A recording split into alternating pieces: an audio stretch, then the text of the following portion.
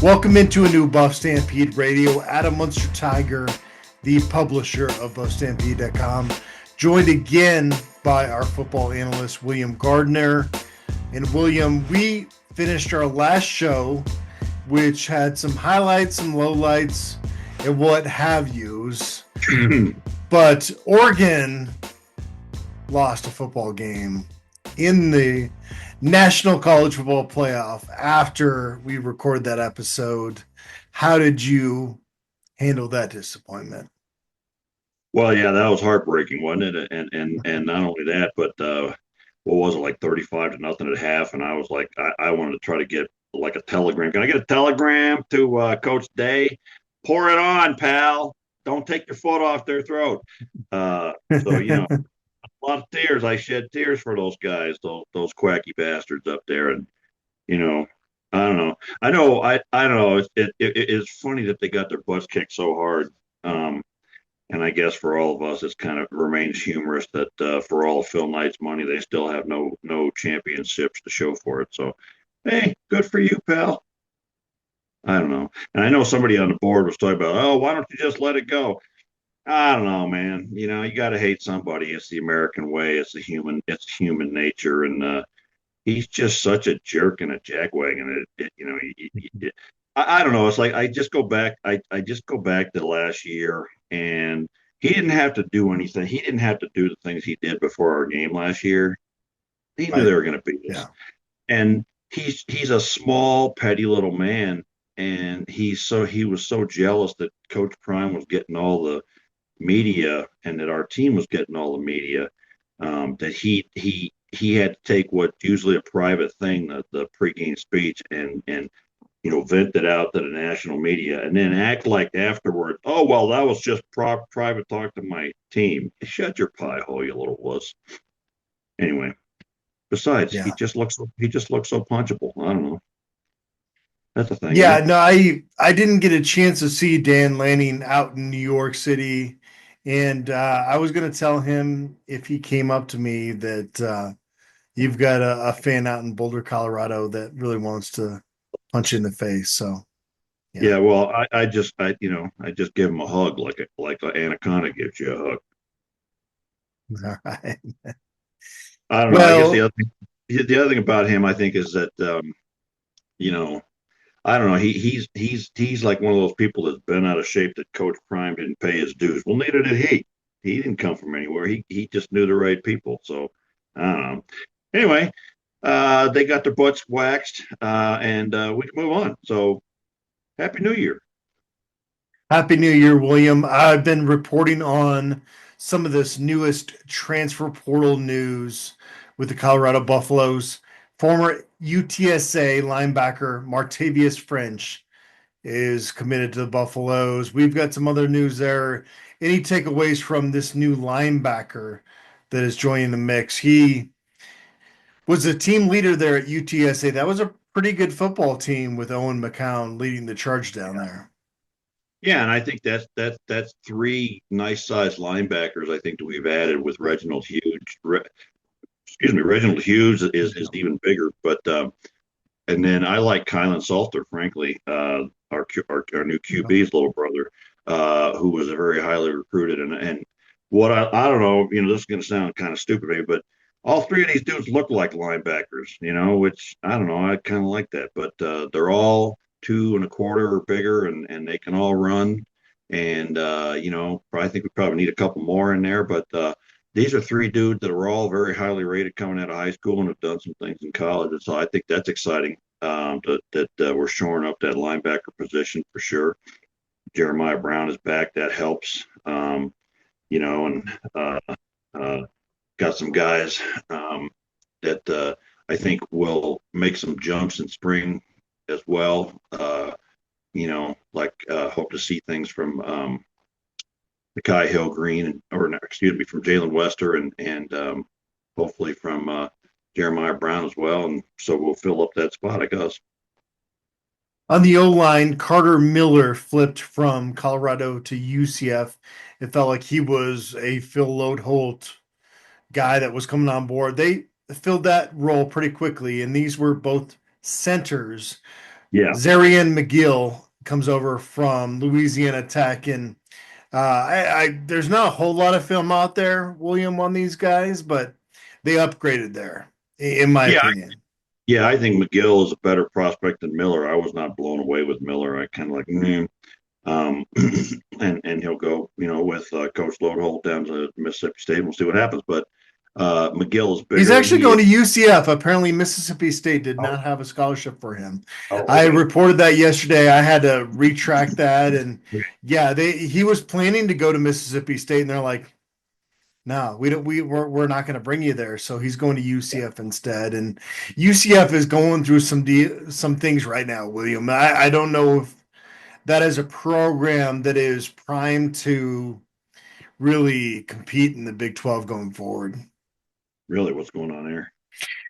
Gus Malzahn left for a coordinator job, and they had a bunch of guys. It felt like that program has kind of gone downhill since Yeah. Yeah. CU went out there, and they Oh, were well, heavy underdogs, 13 and a half a point underdogs, and and they they, and they won that football game convincingly. And ever since then, it feels like well, UCF's program is kind of on a different trajectory. didn't they hire our other favorite coach, the Frosty Man? They did. Yes, Any that's what comments there? well, like, well, it just goes back to, it's like, and I always I tend to turn this direction, but you know, you've heard all the time over the years how hard it is for black head coaches to get a shot. But my God, if you're a dude and you get in, if like Scott Frost, you can't stop getting jobs. If you're if you're once you're inside and got the right connections and things like that. So it's got to be very frustrating to the dudes that have worked hard to try to work their way up, and a guy like Scott Frost who hasn't done anything gets another Yeah, shot like that. I think you're right there, but he won a pseudo national championship as they claim it there. So like there's at Well, least a history there. But like I get where you're going with yeah, like that trend of white guys getting chance after chance. I think in this case, like he is well, at they got a least like the guy that understands that program, right? yeah. I mean, he's got a connection there, and he had an undefeated season. I'll chuckle at their claim of Yeah, a no, national it's championship, silly. but It's on the press yeah, box too, which but is but I did chuckle, literally yeah, chuckle at that as I was looking yeah, at that stadium. yeah. Well, so I don't know. We got well, then getting back to these offensive linemen. I mean, I like Zarian McGill at that center spot, and going to bring in some competition. And he's 310. He's significantly bigger, I think, than Miller. And he's played a lot of football at the college level. Obviously at lower levels, but if I remember correctly from looking at some of his stuff, he was on a second team all conference or honorable mention all conference recently. So he's done some things and been successful. So 6'2", 310 is a nice big guy in the middle, and that'll bring some more competition. And imagine he'll be here for spring, and we'll see what he does with Cash Cleveland and whoever else gets some reps at that. So I still think Chauncey Good is going to get looked at that spot, but we'll see. And then I like some of these other guys that they've had, these huge, I think Brandon Snate, didn't he commit to North Carolina? Yeah, And then Percy Lewis is freaking huge from Auburn, and Zy Chrysler is freaking huge from Illinois. yeah, And either one of those guys would be a fantastic addition at tackle and guard. So, they're clearly bringing in some guys with some massive size, and I don't think this will be the end of it. I hope we pick up one of those guys from this weekend, but they'll keep working on it, I'm sure. yeah. It's kind of complicated to try to dissect everything because we want to get to the point of like what's that starting lineup going to look like next season. In you're so far away from that right now, and so you're kind Well, the new of discussing the pieces here and there. What were you gonna say? well, and this transfer portal thing is so nuts. It's like just within the last 2 years, and then just we just talked about Carter Miller, and 1 minute he's here, the next minute he's at Yeah, Mississippi State, the next minute after that he's at Central Florida. And guys commit to one place, and then they're committed to another place, then they're committed to another place, and then they go to spring ball, and then they leave, and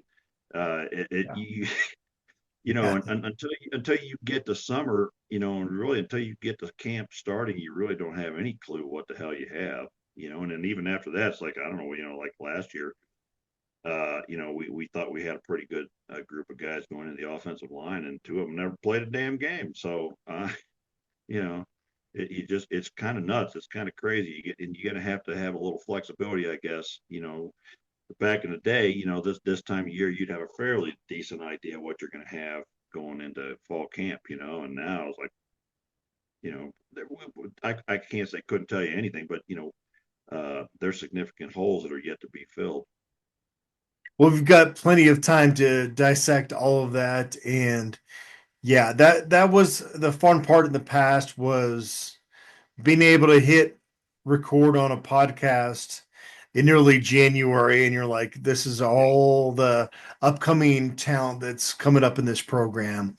You can't do that anymore. So it's very much kind of responding to news and responding to how this all plays out, and it is very fluid, which on some level is different. But when they kick that season off, though, like I was telling Sean Niehoff in our postseason recap podcast, it still is this love for these guys that have invested, because by the time the season kicks off, if you are in a starting role, especially under Coach Prime, that there is this buy-in, there is this Yeah. brotherhood that's going to, especially you saw this last year, of guys that are going to kind of meld together, and then some guys will fall off, and that's part of it now. But it's hard in the off season to really fully invest into any human beings, right?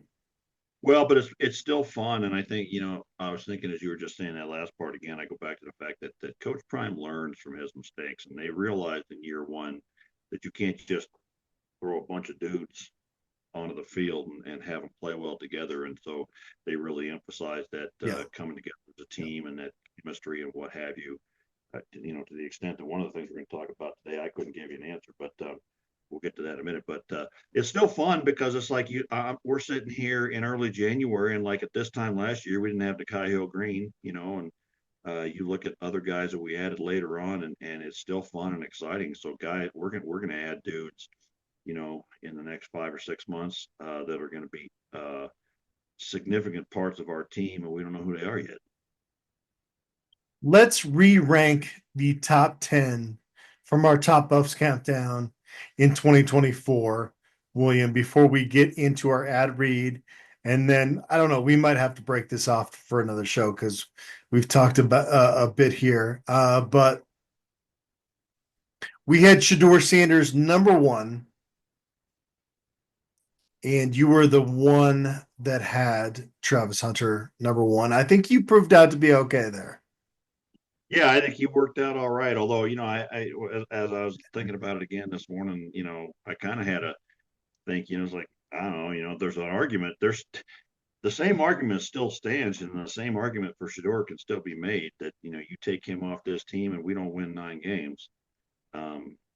You were right there, William, though. I mean, Travis Hunter should have been 1. Yeah. And he just does so many different things in so many different areas, that and I guess you really kind of have to take the Heisman Trophy winner and put him number 1 because otherwise it's kind of goofy. Yeah. So I think we're pretty clear re-ranking these guys. You go Travis 1, Shedeur 2. Right. Okay. We had defensive end BJ Green 3rd. I had him 4th. You had him 7th. William, no, Brian had him 4th. 3rd is a pretty good spot for him. He'd be top 5 if I re-ranked this.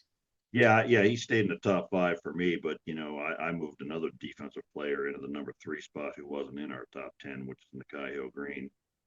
Oh. So he was number 3 for you? Yeah, I don't think we have 9 wins. And he yeah. was, and you saw in the Alamo Bowl, right, William, that frankly. Without him, He's pretty good. yeah, Yeah. I had to put him in at number 3. I just thought Okay. that looking back on the season, he besides the top 2 guys, maybe one other guy, he was the most impactful person that I could think of.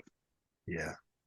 Yeah. And that one hurts a little bit, but it's hard to disagree with that. Just Yeah. the violence that he played. He set a tone Yeah. for Livingston's defense in 2024. And you wish he could finish out his career in Boulder. It'll be interesting to talk to him 10, 20 years down the road to see how he feels about this decision to leave Colorado, because he would be the man in the middle there. Vonta Bentley moves on to the NFL, and I'm wearing the Vonta Bentley hoodie right now, but I would probably go LeJohntay Wester number 4 after you. What do you think? I put another guy another guy at number 4 who wasn't in our preseason top 10, and Okay. we don't win 5 games without this guy, and that's Jordan Seaton. Really? William, you went a long way from last spring with Jordan Seaton. Because last spring we didn't have any games, we didn't have anything. We had a true Okay. freshman. Okay. Now we got a guy who's a freshman All-American, and quite frankly, should have got more notice than that, because he was a little rocky in his first 2 or 3 games, but by the end of the season, he was as good as any left tackle out there. So okay. and answer me this: who plays the position if he's not there? There ain't nobody. There ain't nobody, and we don't win 6 games. That's a great point. You're talking top 5 on the team, though. I can't do that. I can't do that. You don't think a left tackle that was among the best of the conference doesn't belong up there? Well, okay, I tried all out last offseason to convince you to appreciate Jordan Seaton, and I could not get any bites on that. No, listen, man. Regardless of what some of the jackwagons on the board say, I'm a guy that looks at evidence. I'm a guy. I don't jump on 5 stars that some fool I didn't even meet hung on a dude. Okay, you got to show me it on the field. No, I get it. And I don't give a damn how highly rated or how good you were in high school. You get up to this level, and it's a whole different ball game. And at 12 games later, 13 games later, Jordan Seaton has proven himself. Jordan Seaton is going to be a top 10 pick in 2 years. Yeah, I'm still not joining you. I'm not co-signing this top 5 ranking in 2024. Right. But I love the progression for you falling in love with Jordan Seaton, and I get it, like in terms of position, but I still can't get there. Well, I think he's one of the top 10 players on the team, and I think that top 10, not number 4. Where'd you have him at?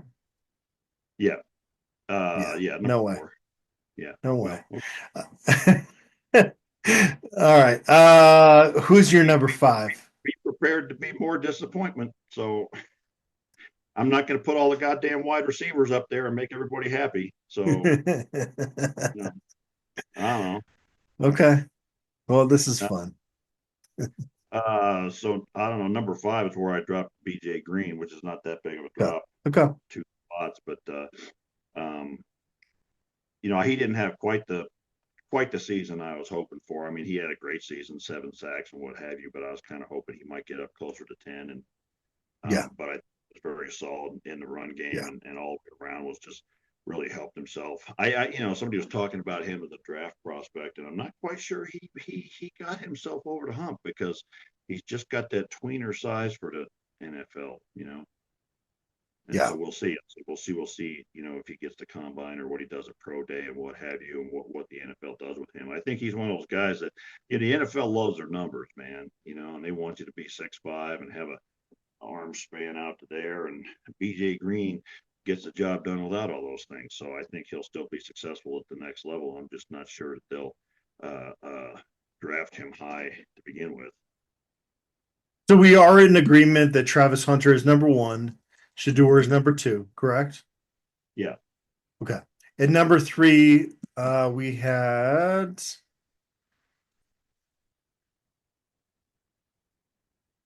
I had Nakai Hill Green. that's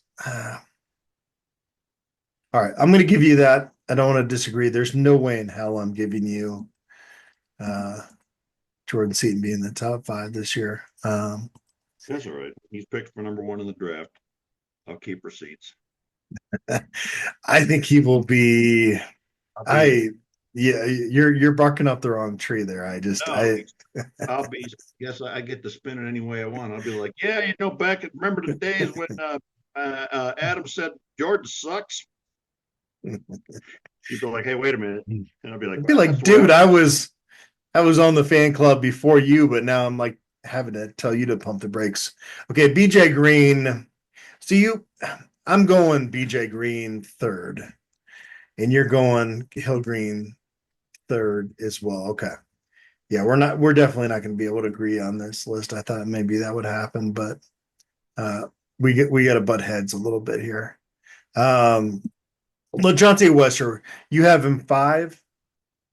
Uh, I'm at six now because we talked about the top five. So he's at six.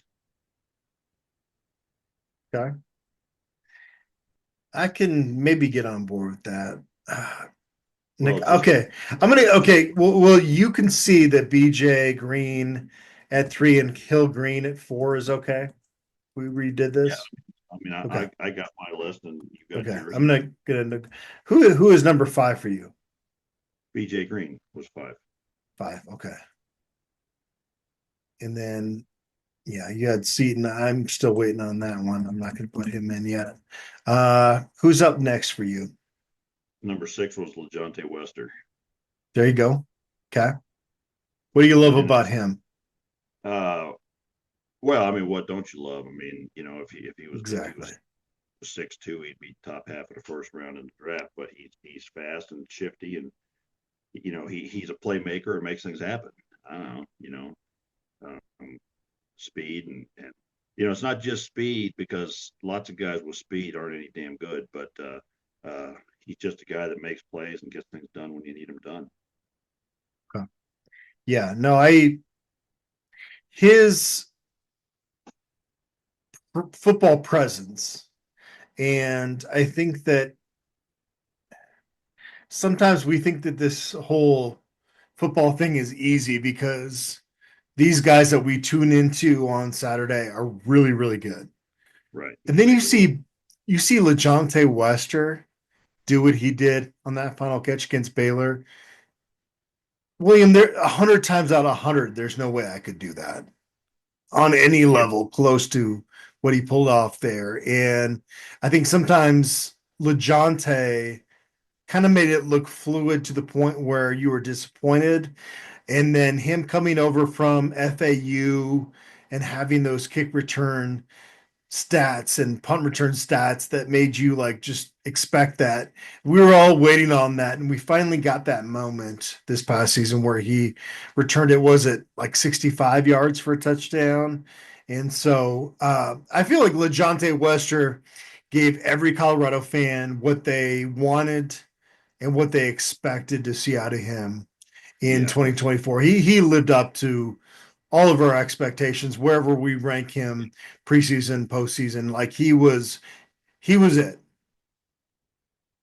Yeah, and I think that's certainly fair. I think one of the if I as I off the top of my head thinking back, the two most incredible plays on the season that are coming to my mind right now are obviously the Baylor catch and then that one uh, for Travis Hunter. I think it was in the first game against North Dakota State when the guy's taking him down, he reaches around and kind of catches it behind the guy, and it's like, what the hell? There's no way a human can even do Yeah, that. So I know, right? because I saw that play again recently for some reason, I don't know why it popped up, but those are two of the ones that really stood out to me. So yeah, I think LeJohntay Wester lived up to expectations, and now we'll look and see who we bring in and who fills that role next year. All right, I don't want to keep fighting with you. Let's put Jordan Seaton in at number six. That work for you? All right, well, wherever You you want gonna to put you him. gonna fight that? Okay. Well, I mean, you put him what, number 2 or number 3? 4. That's pretty high, but okay. All right. Let's put him in at number 6. Well, Number wait, s- number wait, do 7. What are you saying? as a way do you see next year, and he's number 1. He I think he will be. Yeah, I have Yeah, yeah. I mean, no no hesitation on that young man's future. He's got yeah. a lot of fun coming up in his life. Number 5, we had on our preseason top 40 Buffs countdown, Justin Mayers. I don't think we could put him in our top 40, right? Or top 10 at least here. No, not the top 10. I mean, I Yeah. think he well for most of the season, and certainly belongs in maybe the top 20. I don't know, but not in the top 10. Yeah. And so we got to move on to Shiloh Sanders, who we had number 6 on the preseason top 10. I think we got to drop him out of there as well, unless Yeah. you. Okay. Let's go Jimmy Horn Jr. next. Probably wouldn't have him top 10 based on just the fact that he couldn't stay on the field, but that North Dakota State game at the beginning of the season was such a good jolt for this program. And when he would turn some of those just quick drop off, dump passes Well, the around the one thing, corner, and you'd see guys just miss their angle. It was like, yeah, man, there were so many offensive coordinators and coaches at Colorado in the last 25 years that have tried to make those plays work, and Jimmy Horn makes them work because he has got elite skills. And I really wish we could have seen a little bit more out of him this past season. It's sad that, but I don't think he's a top 10 Buff this past season. well, I think that that touchdown that was called back really illustrates his skills at their best, because it was just so, the one I'm talking about with the peace sign, Yeah, yeah, and yeah, it was just so effortless. I mean, yeah, the speed was so outrageous, and he almost, honest to God, looked like he was going half speed, and yet he was flying past everybody, and it just yeah, sort of, I think that play probably demonstrates better than any play he's had just how skilled he really is. So, yeah. but yeah, I didn't have him in this top 10 for the same reason as you, just because he just didn't play enough. Will Shepard at number 8. I think this is a debatable one. Yeah, Um, I he's just outside of it for me, though. yeah, I dropped. He didn't get into the top 10 for me, because I think while he had a fantastic season, he just didn't quite live up to where we thought he would be. And we haven't talked about it for the first 3 or 4 games of the season. He really wasn't there, and then he kind of came on the scene after that, and just wasn't quite enough of a presence, I think, to be top 10 for me. And number 9 on our preseason list was Edge Deion Hayes, who, like, honestly, through those first, was it 3 games? I think he was healthy before he got hurt. It wasn't more than 4 because he was able to maintain that red shirt. I really felt like he was really kind of filling in that top 10 spot on the bottom end in terms of his progression. He was making a lot of plays for the Buffaloes, but he's transferred out and he's going to Texas A&M. So, especially with him being hurt, he's not on my top 10. Yeah, I mean, he didn't play enough for us to be in there. And are we going to fill these back in from?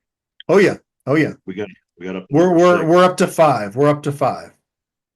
Okay, I'm And ready. we got one more guy, and this guy is going to be in my top 10. Is Yeah, defensive lineman Chidozie Nwankwo. He was top 10 on my list. You had him at number 4 preseason. Good on you, William, for having that. Brian, not so much at 23rd. So I'm going to have him next on my list. yeah. I mean, he dropped. Yeah, I have him at number 7. I think that's where I was. Okay. Got the Yep. There you go. Yeah, that's where I had him as well, because I think I think he was he was effective enough um to be top 10, but I'm not sure he was quite the havoc maker to be number 4. So I had him at number 7. Um, and I guess I'm looking at what, like, some of the plays I see from Jaheim. Well, okay, maybe my next guy is okay. I Go think ahead. 7 Go is ahead. Yeah. all right. And then who do you got next? No, you were finishing off a thought there. Go ahead. Well, I was going to talk about it in another context here in a minute. Go for it. Well, I got you. Got to let me talk the way I don't know. I just don't think he had the plays in the backfield that I'd like to see from somebody just a little bit higher up. But top 10 is pretty amazing. Okay. All right. Next up on my list, I had Arden Walker, And underrated we're guy this past season. number 8. We're talking number 8 Yep. here because I had Cameron Silman Craig because He's number 9 on my list. Okay, I'll give you that because I was torn between those two guys. and I had Arden at 10. So I was Okay. So let's because put him in at 9. Let's split the difference there. Okay. Arden Walker certainly belonged up. I think Cameron Selman Craig and Arden Walker are both guys that going into the season we couldn't have foreseen just how impactful they were. And if you look at it from now at the back end, I think Arden Walker was the third highest rated guy on the whole damn team by Pro Football Focus. Mm-hmm. And then people kept saying, several people said, "Oh, I didn't realize he was that impactful." Well, I did. Because he was just so, he wasn't getting all the sacks and everything, but he was so powerful in the run game and what have you. And he was just and I think he's about to explode onto the scene next year. And it's really, sort of prime the pump. And, maybe if we had an award for like the guy standing in the wing is coming out to be the star, he might be that guy. All right. At the end of the count of 3, name the number 10 guy in your list. 1, Well, 2, 3. DJ McKinney. I had Amari McNeil, but like DJ McKinney was on my list of guys that I had to consider, but I had Amari McNeil at number 9. Okay. Because I just think that he became so dominant in the second half of the season. Like there were several fourth down stops in the backfield. There was third down stops in the backfield, and he had really become unblockable, and then kind of got hurt. We really missed him in the bowl game. Yeah, your best availability is availability, and that was the tiebreaker for me. I'm a huge fan of Amari McNeil, but yeah, that's why I went with DJ McKinney there. So we didn't even get your number 10. Then who was number 10 on your list? Walker at 10. You had Walker at 10. Okay. Are you okay with this top 10 list? It's going to be top 10A and B.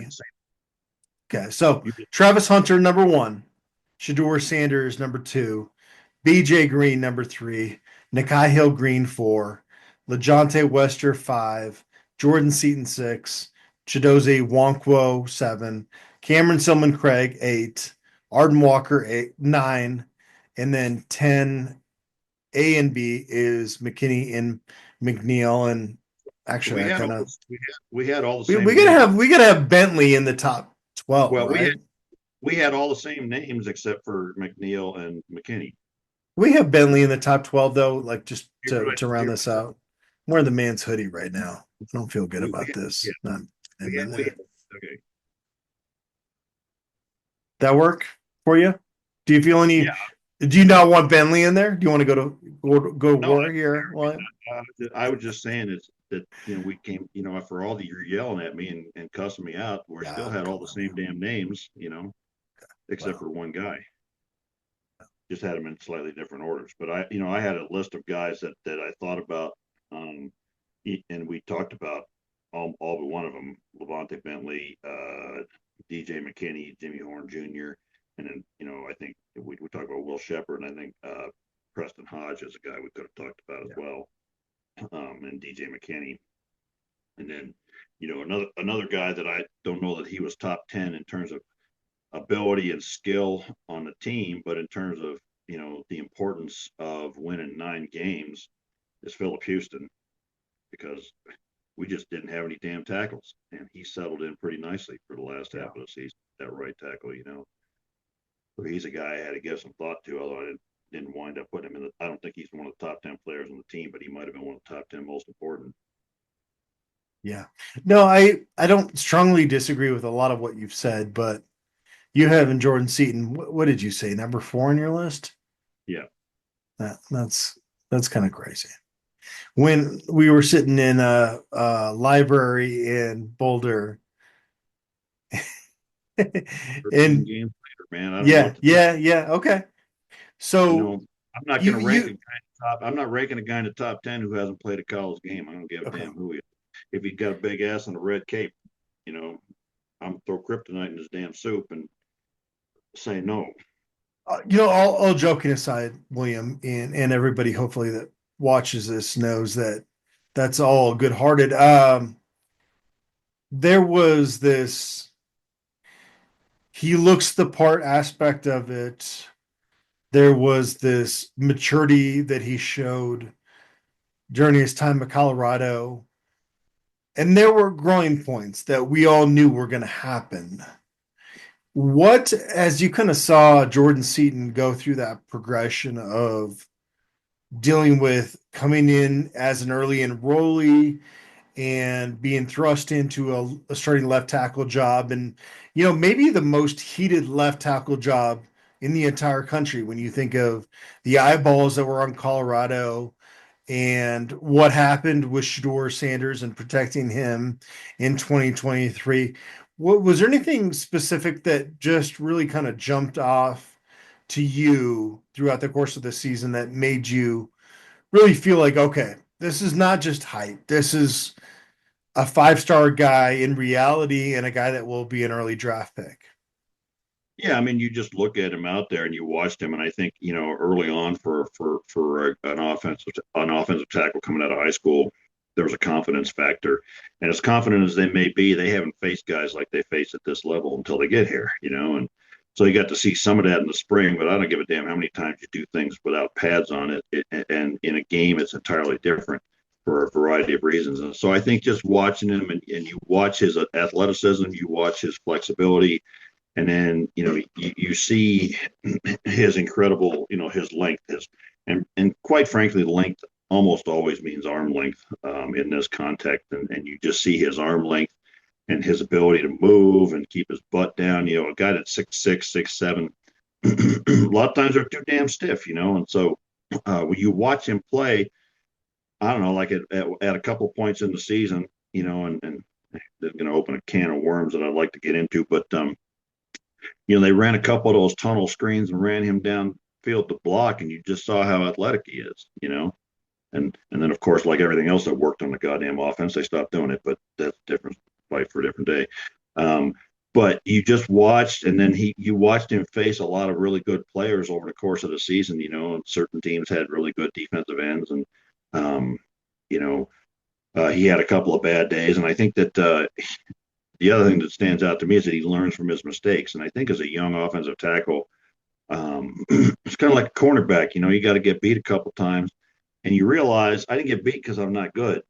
I got beat because of my technique wasn't ready, and I can fix that. And so you see him fix those things, and just his initial get off the snap improved as the season went by, and I just watch him. By the end of the season, he was playing as well as anybody in the country. And I think if he'd have played that way all season long, he'd have been All-America candidate type of thing, But and I think it's like with the Martin McNeil, as what happens more recently is what we tend to recall most of. And just to watch Jordan Seaton in those last few games was really beautiful. I mean, just really, really good. He's a long way from a finished product, man. I mean, he got a lot of reps and practice to do because technique for an offensive tackle is so specific and comes down to so many little fine tuning points. Get a hand just like turn it this way, or I don't know. That people don't have any really idea how technical that position is, and it just always amuses me every year for the NFL draft. You get these guys that are fifth and sixth year senior offensive tackles, and it says needs work on technique.